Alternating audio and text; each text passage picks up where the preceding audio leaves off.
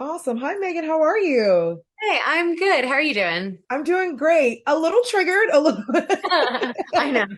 but in a good way. Congratulations on the show. Thank you. Watching this brought out so many emotions that I know in me and I know in a lot of other people. So let's start first. This was a story from a book.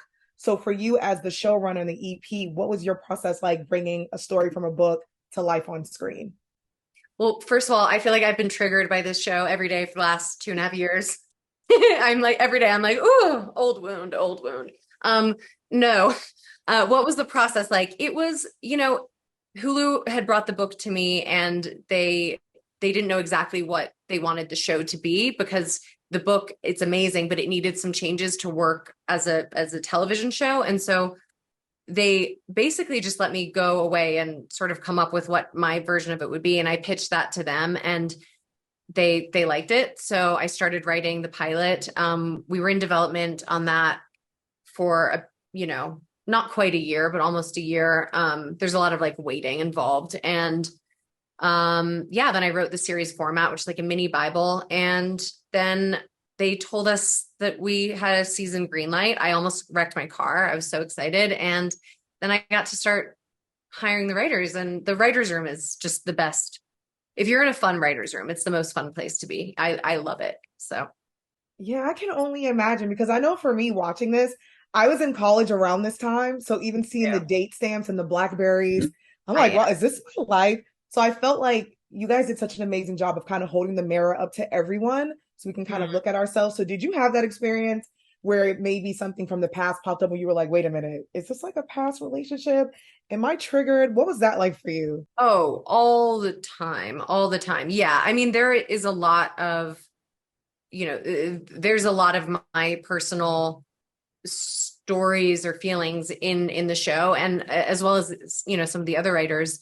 Um, yeah, I mean, even when I read the book, I think that I had a relationship that really knocked me off my feet for quite a while, and I really lost myself in it, and I made a lot of decisions that were completely in contradiction to anything that was good for me. You know what I mean? And um I wish I'd read something or seen something like this when I was 18, because maybe I would have made some better decisions. Yeah. So, but yeah, I mean, there's a lot in the show where I'm like, oof, or I'm like, I hope my ex doesn't watch this because he's gonna feel called out. No, no, not all of it at all. Yeah, no, you make a good point because as I was watching this, I was like, damn, I wish I had something like this at 18. I was in college around 2007. I was like, wow, this is, and I feel like that's going to happen for a lot of people. And that's what I really enjoy about the show and the book.